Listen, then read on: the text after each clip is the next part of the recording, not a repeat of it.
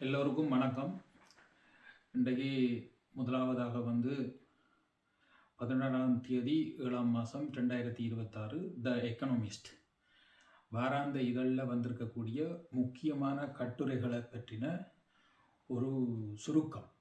இதில் வந்திருக்கக்கூடிய முக்கியமான கட்டுரைகள் இந்த தற்காலத்துக்கு தேவையான சில முக்கியமான விஷயங்களை தாங்கி வந்திருக்கக்கூடிய கட்டுரைகள் என்ற சுருக்கத்தை பார்ப்போம்.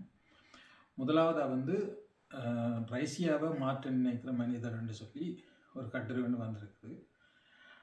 அண்டரோ மெலனோசென்கோ என்கின்ற ஒரு தொழிலதிபர்.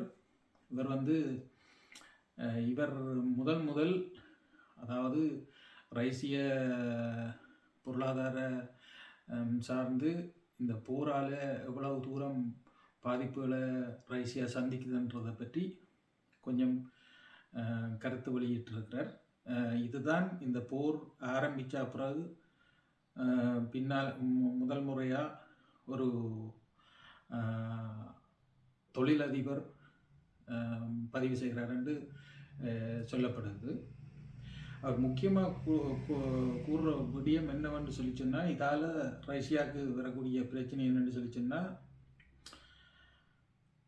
உக்ரைன் போர் இப்போது ரஷ்ய மண்ணிற்கு நுழைந்துள்ளது. எரிசக்தி நிலையங்கள் மீதான தாக்குதல், இராணுவ சேர்க்கையால் மக்களிடையே கடுமையான அதிருப்தி என்று சொல்லி சொன்னால், இப்போ என்னென்னு சொல்லி சொன்னால், உக்ரைன் இப்போ ரஷ்யாவில் இருக்கக்கூடிய எரிபொருள் நிலையங்களை இலக்கு வச்சு தாக்கி கொண்டிருக்கல, அதால் வர பொருளாதார சிக்கல்கள், அதே நேரம் அளவு கடந்த ஆட்சேர்ப்பு, அதாவது மிகவும் கட்டாயப்படுத்தி சேர்க்கிற மாதிரியான ஒரு சூழல் அங்கே ரஷ்யாவில் அரசாங்கத்தால் மேற்கொள்ளப்படையக்குள்ள அது மக்கள்கிட்ட ஒரு வெறுப்புணர்வை கொண்டு வரும் என்ற ஒரு கருத்து. மற்றது அராஜகம் என்று சொல்லிச்சுன்னா, இறுக்கமான சர்வதிகார போக்கு மாதிரியான ஒரு இறுக்கமான ஒரு சூழலும் அங்கே ரஷ்யாவில் தென்படுகிறதாகவும், அது மக்கள் மத்தியில் அதுவும் ஒரு ஒரு இறுக்கமான மக்கள் இந்த பார்வையை கொண்டு வருது. மற்றது இன்னும் ஒரு முக்கியமான விடயம் பொருளாதார வீழ்ச்சி என்ற நாடு ஒரு கஷ்டத்துக்குள்ள ஒரு ஏழ்மை நாடாக போவதற்கான வாய்ப்புகள் அதிகரித்து கொண்டு வருகிறது என்றது. இது ஒரு முக்கியமான விஷயம் தானே, எல்லா நாட்டுகளையும் இருக்கக்கூடியது. ஆனபடியாக அதுக்குமான காரணம் இந்த போர் தான் என்றதான் அவற்றை கருத்து.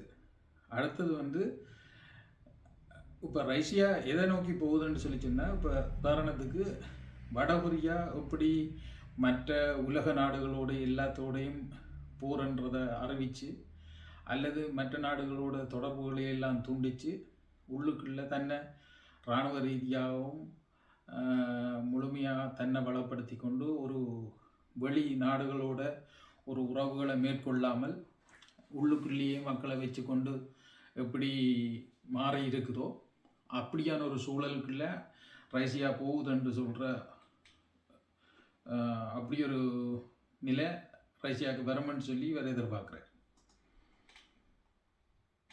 அடுத்தது இந்த மெலனோசென்கோவின்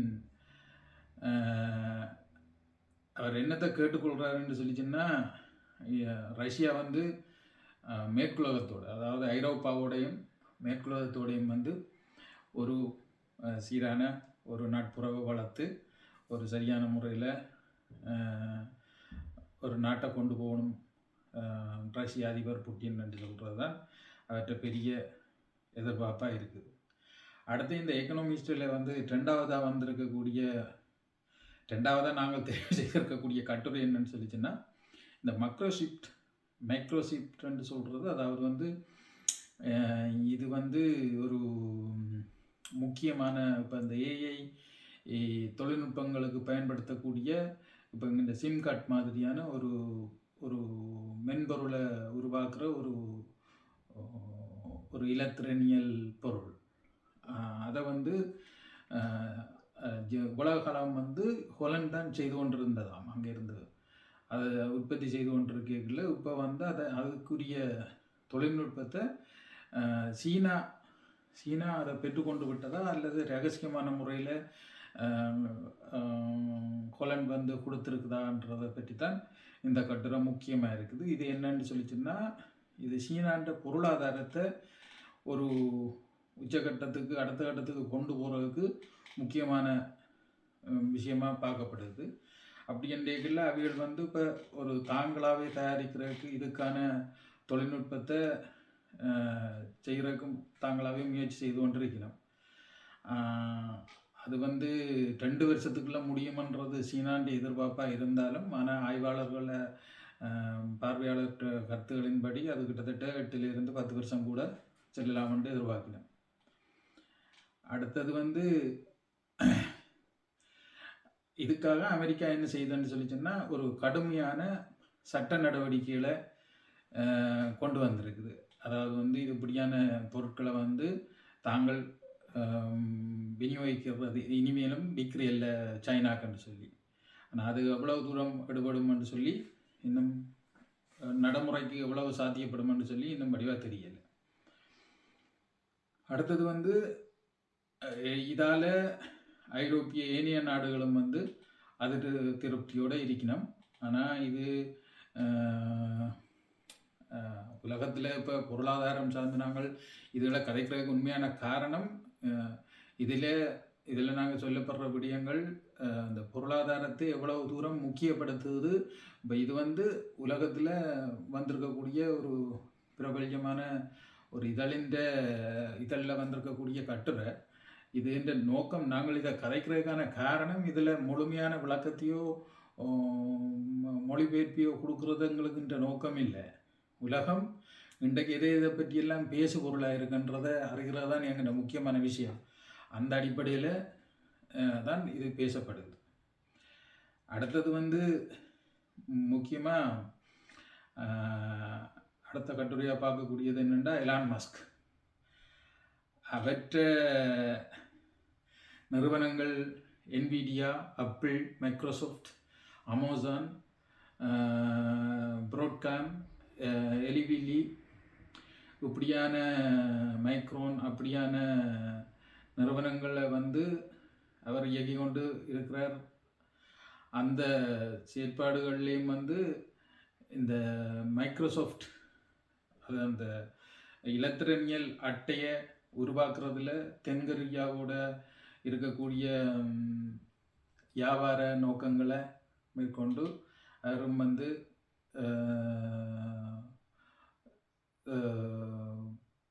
வேலையை செய்து கொண்டு இருக்கிறார். ஆனால் அவற்றை நோக்கம் வந்து என்னென்னு சொல்லிச்சுன்னா, அவர் உலக பெரிய பணக்காரனாக இருக்கிறதால அவற்றை நோக்கம் இதுகள் பிஸ்னஸ்கள் இந்த பொருளாதாரத்தை அவர் முக்கியம் பண்ணல. அவர் வந்து செவ்வாய்க்கு எப்படி போகலாம்னு தான் அவர் பார்த்து கொண்டு இருக்கிறார். செவ்வாயில் எப்படி அதுக்கான முதலீடுகள் அதுக்கான வேலைகள் அதெல்லாம் நாங்கள் இன்னும் ஒரு தெளிவாக பார்ப்போம் வேறு ஒரு கட்டுரையில். அதுதான் அவற்றை இதாக இருக்குது.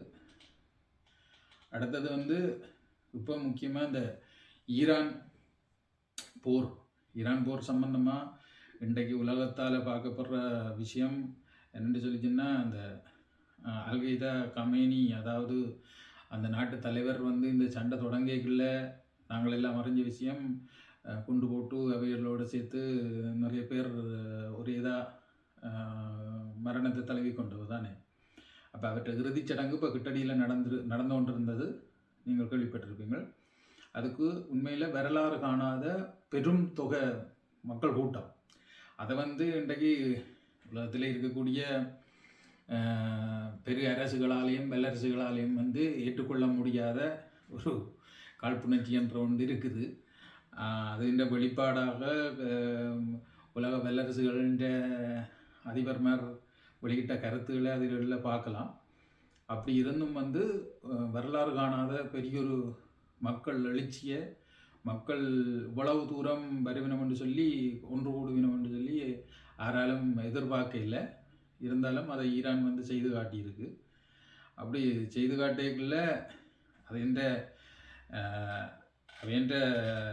அதாவது வந்து கடந்த காலங்களில் எப்படி ஈரான் மக்களை ஈரான் அரசுக்கு எதிராக ஒரு கிளர்ச்சியை உண்டு பண்ணலாமென்று எதிர்பார்த்து கொண்டிருந்த வேளையில் அதுக்காக கடுமையான முயற்சியில் உளவுத்துறைகள் எல்லாம் கடுமையாக வேலை செய்தும் அதை வந்து நடைமுறைப்படுத்த முடியாமல் போன ஒரு தன்மை இருக்குது.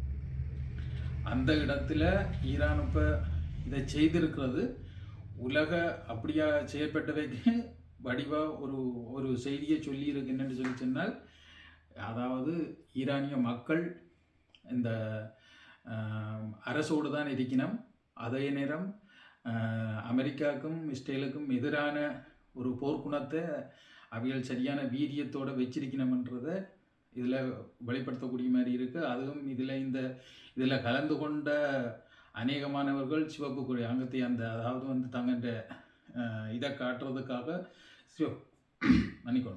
சிவப்பு கொடியையும் வந்து பிடிச்சு கொண்டு லட்சக்கணக்கான பல லட்சம் கிட்டத்தட்ட இப்போ இதுகள் செய்திகளின்படி 15 to 20-25 லட்சத்துக்கிட்ட ஒன்று கூடின மக்கள் கூட்டமாக இருக்கின்றதுல ஒரு பெரிய ஒரு கூட்டம்.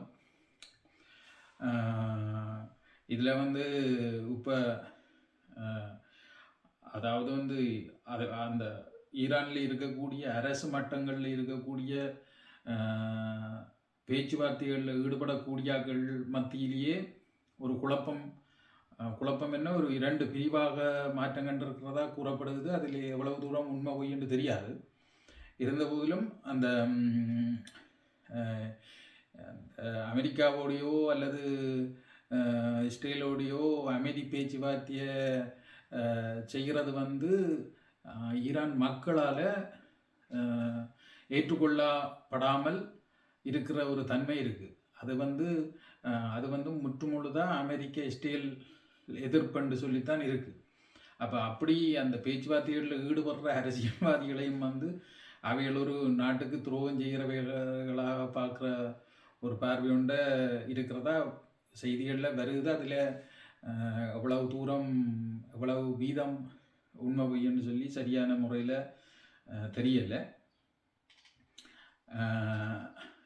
இதில் வந்து அமெரிக்கா வந்து கடுமையாக ஒருக்கா இந்த ஈரான் என்ற இதை முடிக்கணுமென்று, அதாவது வந்து ஒரு தாக்குதலை நடத்தியாவது இந்த போர்க்குணத்தை கட்டுப்படுத்தணுமன்றதில் அமெரிக்கா வந்து சரியான கடுமையான முயற்சி எடுத்துக்கொண்டு இருக்குது. ஆனால் அது இந்த எவ்வளவு தூரம் சாத்தியப்படும்னு சொல்லி தெரியல. அதே நேரம் அமெரிக்கா இப்படி இது வந்து இந்த இதழின் அடிப்படையில் பார்க்கல ஒரு அமெரிக்கான்ற தொடர் தாக்குதல் வந்து ஒரு ஈரானுக்கு பெரிய ஒரு ஆபத்தாக இருக்குமென்று சொல்லியும் ஒரு பொருளாதார பெருஞ்சீரழிவை கொண்டு வருமென்று சொல்லியும் இந்த கட்டுரையில் அவைகள் முக்கியமாக பார்க்கணும். அந்த இதில் நாங்கள் இந்த 2-3 விடயங்களை தான் நாங்கள் இந்த முதல் தரமாக நாங்கள் இந்த எக்கனாமிஸ்ட் இது வந்து வார ஒரு இதழ். இப்போ இதில் வந்திருக்கக்கூடிய முக்கியமான விஷயங்களை நாங்கள் கதைக்கிறோம். உண்மையில் இது முதல் தடவை எண்டைக்குள்ள இது எவ்வளவு தூரம் உங்களுக்கு நன்மையாக இருக்கும், இதை வச்சு என்ன செய்யலாம்ன்ற ஒரு பிரச்சனை இருக்குது. ஆனால் தெளிவகத்தை பொறுத்த வரைக்கும் என்ன மாதிரியான்னு சொல்லி சொன்னால், நாங்கள் இதை மாதிரி இது இப்போ நாங்கள் முன்மாதிரியாக ஒன்று சும்மா போட்டு பார்த்துருக்குறோம். இது மாதிரி நீ தொடர்ச்சியாக ஒவ்வொரு வாரமும் இந்த இதழோட இன்னும் வேறு முக்கியமான இதழ்கள், அதாவது வந்து ஃபாரின் ரெஸ்ட் பெற இன்னும் 2-3 முக்கியமான வாராந்த மாதாந்த இதழ்கள், அரசியல் பொருளாதாரங்களை வெளிக்கொண்டு வர கட்டுரைகள், அதுகளை வந்து நாங்கள் இதில் ஒரு கருத்தாக ஒரு பேசுபொருளாக இதில் கொண்டு வந்து இதில் நாங்கள் இதில் இருக்கக்கூடிய கருத்துக்களையும் இதையும் உங்களோட பகிர்ந்து கொள்வதற்கான காரணம் வந்து உங்கள்கிட்ட இந்த தேடல், இந்த புத்தகங்களை நீங்களும் எடுத்து வாசிக்கணும், நீங்களும் அறிஞ்சு கொள்ளணும். உலக நிலவரம், உலக அரசியல்கள் எங்கே போய்கொண்டிருக்கின்றத ஒரு தொடர் வாசிப்பின் ஊடாகத்தான் இந்த சஞ்சிகள், அதாவது வந்து உலகத்தில் பேசுபொருளாக இருக்கக்கூடிய விடயங்கள் என்னென்ன, இன்றைக்கு உலகம் எதை பேசிக்கொண்டிருக்கு, எங்கே போய்கொண்டிருக்குன்றதை அறியணும்னு சொல்லிச்சுன்னா இப்படியான முக்கியமான அரசியல் பொருளாதாரம் சார்ந்த இதழ்கள் இந்த வாசிப்பு கண்டிப்பாக அவசியம். ஆனபடியாக உண்மையில் எல்லாருக்கும் நேரமின்மைகள், நேரம் ஒதுக்கி வாசிக்க முடியாத தன்மைகள் எல்லாம் இருக்குது. ஆனபடியாக அதை எல்லாம் கருத்தில் கொண்டு தான் இதை வந்து நாங்கள் ஒரு ஒளிவடிவில் இதை கொண்டு வரையில இது உங்களுக்கு இலகுவாக இருக்கும். இதை வச்சு கொண்டு நீங்கள் செய்திகளை தேடலாம், பார்க்கலாம் என்கின்ற ஒரு ஆழமான உண்மையான பார்வையோடு தான் இதை நாங்கள் செய்கிறோம். இனி அடுத்த சந்திப்பில், அடுத்த பதிவில் நாங்கள் இனி அடுத்த முக்கியமான புத்தகங்களின் கட்டுரைகள், இப்போ தற்காலத்தில் வந்து கொண்டிருக்கக்கூடிய அரசியல் விஞ்ஞான கட்டுரைகளை வந்து நாங்கள் தெளிவாக ஒருக்கா பார்ப்போம். ஆனபடியாக இப்போ இதோடு நாங்கள் இதை சுருக்கமாக நிறைவு செய்கிறோம். மீண்டும் ஒரு பதிவில் சந்திப்போம். நன்றி.